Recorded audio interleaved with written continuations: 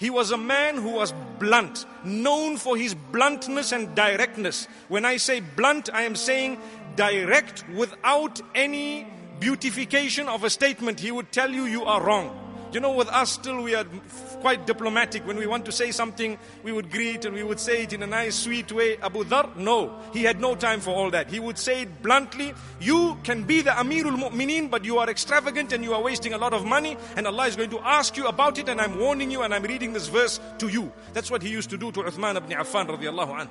And that's what he used to do to the other leaders. So much so that Abu Dharr Al-Ghifari, he never wanted food from anyone who was a leader or who had an official position, because he used to say, your money is contaminated.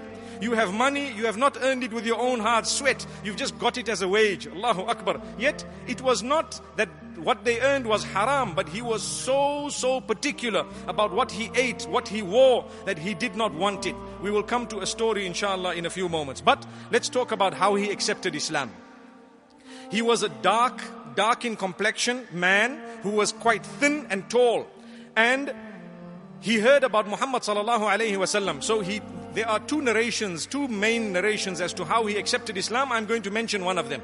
So he tells his brother, whose name was Unais or Anis ibn Junada. So he tells his brother, he says, you know what? I've heard about this man in Makkah. The next time you go to Makkah, I'd like to see what happens. I'd like you to bring back information for me regarding this man who is claiming to be calling towards Allah alone. So the brother says, well, I'm leaving right now. So he left and he returned the following day or a few days later. Now, Abu Dharr Al-Ghifari, his name was Jundub ibn Junada. And I think I will use that name for a few moments today so that we continue remembering the name Jundub ibn Junada radiyallahu anhu. So what he did is, when he was young, he never worshipped the idols. He always asked questions about what the people of Ghifar had done. He was not from Mecca, nor was he from Medina. He was from a place far off known as Ghifar. And his brother had come down and found out a little bit, went back to him and told him, listen, yes, the man, I went to him, he is saying something that sounds like poetry. He calls towards one Allah. He's a very noble man, high character and conduct. So Abu Dharr Al-Ghifari, Jundub ibn Junada radiallahu anhu, he says, that's not enough. Why don't you look after my family and my belongings and my business for a little while? Let me go out myself and see. The brother says, no problem, you may go. So he went out to Mecca himself. But on his way, his brother tells him, remember, the kuffar of Mecca will harm you if you tell them you came to see Muhammad, because they don't like him and they don't want what he is saying, because he is saying something contrary to what their forefathers had brought. So Jundub ibn Junada, Abu Dharr Al-Ghifari radiallahu anhu, he arrived in Makkah al-Mukarramah and he was worried, because he had a little bit of his food with him, very little. And he didn't know who to talk to, because he said, if I talk to this man, he might be for or against. I've got no idea. So one narration says Abu Bakr as-Siddiq radiallahu anhu used to feed the people. Anyone who wants to eat used to go to Abu Bakr as-Siddiq, and they used to have a few dates, and they used to have what we call raisins today. Raisins was something common that they used to eat. And he fed this man, and he noticed this man is from outside. Anyway, the man went away. Later on, it is reported that he met up with Ali ibn Abi Talib radiallahu anhu. Somehow he spent the night, either with Abu Bakr as-Siddiq radiallahu anhu or Ali ibn Abi Talib. But he didn't say anything. And the following day, he came out again, and the same thing happened, until he was asked a question. The question was asked to him either by Ali ibn Abi Talib radiallahu anhu or Abu Bakr as-Siddiq radiallahu anhu. That, you know what, it's the third day you are here. What is it that brought you here? I see you doing no business. There's nothing much you're doing. You're just here lounging around, roaming around. He says, look, I can tell you, but you promise me a few things. Promise me you will show me what I'm looking for. And promise me that you won't harm me. So when the promises were made, he says, I've come all the way from Ghifar. Now Ghifar was strategically positioned in the northern part of the peninsula on the way to Asham, where the caravans of Quraysh used to go. So the people of Ghifar were known as highwaymen. They used to sometimes waylay the caravans that used to go up, and they used to steal or take the wealth. So Ghifar, the minute you say Ghifar, there's a problem. Quraysh had a good deal with Ghifar, that we are good people, we will give you so much and you don't harm us. So anyway, Abu Bakr says, Subhanallah, let me take you to the man. So he showed him where Muhammad sallallahu alaihi wasallam was.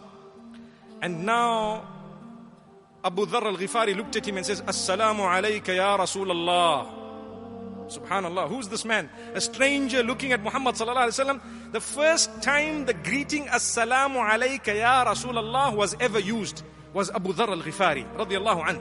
And there were only 3 or 4 people who had accepted Islam, not more. This was right when Islam was in its earliest of stages. And Abu Dharr was the first outsider to come, all on his own. And he looks and he says, "O messenger, please read to me some of the poetry that you have." So Muhammad sallallahu alaihi wasallam says, "It's not poetry, it is Quran, and it is not mine, it is from Allah." So Muhammad sallallahu alaihi wasallam recited verses of the Quran, and Abu Dharr Al-Ghifari just heard a few verses, and he says, "Ashhadu an la ilaha illallah wa annaka abduhu wa rasuluhu." I bear witness, none worthy of worship besides Allah. What you have brought is the truth. It's over. I bear witness. I am a Muslim. Muhammad sallallahu alaihi wasallam was surprised. He says, "Subhanallah, who are you and where are you from?" He says, "My name is Abu Dharr. I am from Ghifar." And Rasulullah sallallahu alaihi wasallam says, "Subhanallah, look how Allah brought someone from so far off to come here, listen to a little bit of the Quran and accept the deen." So he stayed in Mecca for a few days with Abu Bakr as-Siddiq radiallahu anhu, and subhanallah, he learned a bit of Islam. Muhammad sallallahu alaihi wasallam told him, "Oh Abu Dharr, listen, do not tell the people of Mecca you've accepted Islam, they will harm you." Now in his heart he felt, hey, I need to do something. People need to know that I follow the truth. He was excited, he was happy. So anyway, he went one day, a few days later, onto where the Kaaba was, and he says, "Ya ma'shara Quraysh, O people of Quraysh, I announce to you that I bear witness there is none worthy of worship besides Allah, and I bear witness that Muhammad, may peace be upon him, is definitely the messenger of Allah." So they beat him up so thoroughly, and they continued beating him up because they were shocked. A man from outside has come, until Al-Abbas ibn Abdul Muttalib, the uncle of Muhammad sallallahu alaihi wasallam, came and told Quraysh, "Quraysh, stop it, this man is from Ghifar. You know Ghifar, we pass it with our caravans. You watch what his people will do to us. Now that they heard that we have beaten him up, you better leave him." So they left him immediately. They apologized, and they were really quite sad because they knew something might happen. But anyway, Abu Dharr Al-Ghifari went back to Muhammad sallallahu alaihi wasallam, and Muhammad sallallahu alaihi wasallam told him, "Didn't I tell you not to do this?" He says, "But it was something in my heart. I needed to get it done." Subhanallah. May Allah subhanahu wa ta'ala bless us. So Muhammad sallallahu alaihi wasallam sent him back to his people and told him, "Speak to them about Islam, perhaps they will accept." Wallahi, he went back home. He spoke to his brother accepted Islam. His mother accepted Islam. His family accepted Islam. And a lot of the people of Ghifar accepted Islam. And the rest of them accepted Islam when Muhammad sallallahu alaihi wasallam was in Medina Munawwara. Abu Dharr Al-Ghifari, he sent the people of Ghifar. In fact, he came with the people of Ghifar. They had come, and subhanallah, Muhammad sallallahu alaihi wasallam made a dua, "Ghifarun ghafarallahu lahum." Remember this dua. Ghifarun ghafarallahu lahum. The people of Ghifar, may Allah forgive them. They accepted Islam. Subhanallah. And in what condition? They hadn't even seen Muhammad sallallahu alaihi wasallam yet, some of them, and they had accepted Islam. So this was the man. Now this Abu Dharr Al-Ghifari, Jundub ibn Junada radiallahu anhu, it's amazing how he was. He was a very hard and strict person. He did not like the world at all. And he was a person whom, when the Battle of Tabuk took place, something interesting happened. The people who remained behind from the Battle of Tabuk were all hypocrites, or a few of them had a valid excuse. So when they got to Tabuk, the Sahaba were counting those who were not there and saying, "Oh Muhammad sallallahu alaihi wasallam, this man is not here. He's like this or like that. Maybe this one's got an excuse, that one." And they were about to mention Abu Dharr. And from a distance in the desert, they saw a figure looking like a man walking all alone with his belongings. And he was coming towards them. So they looked and they were wondering, who is this man? Muhammad sallallahu alaihi wasallam says, "Let it be Abu Dharr Al-Ghifari." Why Abu Dharr? Abu Dharr Al-Ghifari, Jundub ibn Junada radiyallahu anhu. Muhammad sallallahu alaihi wasallam used to smile when he used to see him and always greet him first. And whenever he was not there, he used to ask about him. So a little while later when he came closer, they looked and they said, "Subhanallah, it is Abu Dharr."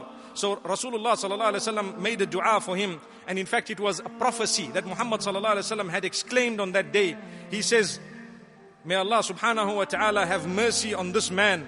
May Allah subhanahu wa ta'ala have mercy on this man. Ya'ishu wahdahu wa yamutu wahdahu wa yuhsharu wahdahu."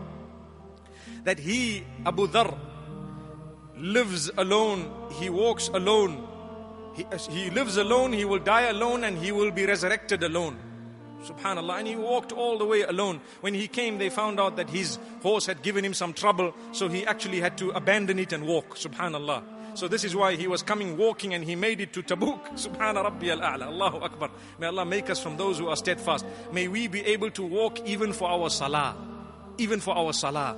Nobody is asking us to walk to Tabuk. We are being asked to walk for our salah. May Allah make us steadfast. We should be embarrassed when salah is right next to us and we cannot fulfill. May Allah subhanahu wa ta'ala grant us goodness. So, this man, it is reported that at the time of Uthman ibn Affan, it was quite difficult for him because he could not bear the way people have started turning towards the worldly life and building their houses and palaces, whether they were leaders or not. And he always used to say, I don't agree with what's going on. You people are forgetting that we are supposed to be building for Allah. One day a man came to him and looked at his house. He had nothing in his house, no even furniture, nothing at all. It was just him and his clothes, and that was his home. And he had a small animal that he used to milk for the milk. So the man asks him, "Oh Abu Dharr, where is all your furniture?" You know what he says? He says, "Oh, I have another house. I send all my good furniture there." So the man says, "Where's your other house?" He says, "Oh, it's my palace. I send all my furniture and my good stuff. I just send it all the way there." So the man says, "But where is it?" He pointed to the sky. He says, "That's where it is." Which means all my good deeds, I pack them and I send them to the top. My house is there. This is nothing. He says, "Look, we are temporary. We are here. I am preparing my furniture and my buildings for upstairs, not for here right now." May Allah subhanahu wa ta'ala grant us a lesson. So at the time of Uthman ibn Affan, he agreed with Uthman ibn Affan to be allowed to go to a place known as Al-Rabadha, because he could not stand some of the people and they could not stand him, because he was quite hard and harsh. Like we said, blunt. He would tell anyone, "Hey, this is haram and that's haram, and what you are doing is totally wrong," and he would read verses of the Quran making them feel so guilty. And so it was right what he said. He did never lie, but it was quite straightforward. So the people used to complain to the Khalifa all the time, "Look, Abu Dharr is very hard on us," and so on. So he decided to move to Al-Rabadha, which is approximately 200 kilometers towards the east of Medina Munawwara. When he moved to Al-Rabadha, he was alone. Remember the hadith, the prophecy of Muhammad sallallahu alaihi wasallam? He was alone, and people used to come and visit him and so on. And one day he was on his deathbed and they did not have enough to cover him. His wife, and the person who served him, the servant. So his wife was crying. "Why are you crying, oh my beloved wife? Because we don't have anything to cover you. How are we going to bury you? We are so few, we won't even be able to dig a pit to bury you. And there is no one here." So some of the narrations say that Abu Dharr Al-Ghifari radiallahu anhu said, "You know what? You cover me with whatever you have and place my body on the road. And whoever passes by, you stand there and tell them, 'This is Abu Dharr Al-Ghifari. This is Abu Dharr Al-Ghifari, the companion of Muhammad sallallahu alayhi wasallam. And they will bury me.'" So it is reported that a group of people came through. There are two narrations. One says one group came through just before he passed away, and they offered to give him some kafan, something to cover him. And he refused to take the kafan, telling them, "If any one of you have been famous, or you have been people who've worked in official rankings, and you've built yourself a house and you've taken a lot of land and so on, I don't want your belongings. I don't want to be buried in something that was yours." So there was a young boy from the Ansar who says, "I have nothing. And I didn't work for anyone, and this is all my own belongings." That is when he took a piece of cloth, according to one narration. According to another narration, his wife and them, when he passed away, they covered him and they took him to the side of the road, and they put him on the side of the road in the heat of Al-Rabadha. And a caravan came past with a man known as Abdullah ibn Mas'ud radiyallahu anhu. We have not yet spoken about this man, but inshallah we will. So when Abdullah ibn Mas'ud radiyallahu anhu passed, and he saw this body lying and a little boy with the body, he said, "What is this?" He said, Sahibu Rasulillahi sallallahu alayhi wa sallam, Abu Dharr, Jundub ibn Junada radiyallahu anhu. And Abdullah ibn Mas'ud radiyallahu anhu raised his voice crying, saying, "Wallahi, I remember on the day of Tabuk that Muhammad sallallahu alaihi wasallam said, this man will live alone and he will die alone and he will be resurrected all on his own.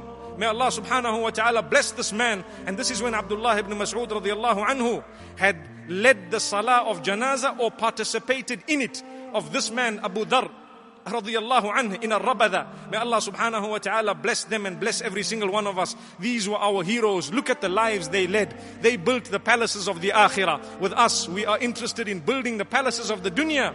We are not saying that is wrong, but do not build the palaces of the dunya whilst foregoing that of the akhirah, because we will always have to meet with Allah subhanahu wa ta'ala. There are some narrations of Abu Dharr Al-Ghifari. He was a great companion who narrated so many ahadith of Rasulullah sallallahu alaihi wasallam. My best friend has advised me to do 7 things, subhanallah. 7 things my best friend has advised me to do. And he mentioned 7 items. I hope that you can actually go back and look into the books of hadith and go and search what were the 7 items that Muhammad sallallahu alaihi wasallam advised Abu Dharr Al-Ghifari with, that he had made mention of. May Allah subhanahu wa ta'ala grant us goodness. Wa sallallahu wa sallama wa baraka ala nabina Muhammad.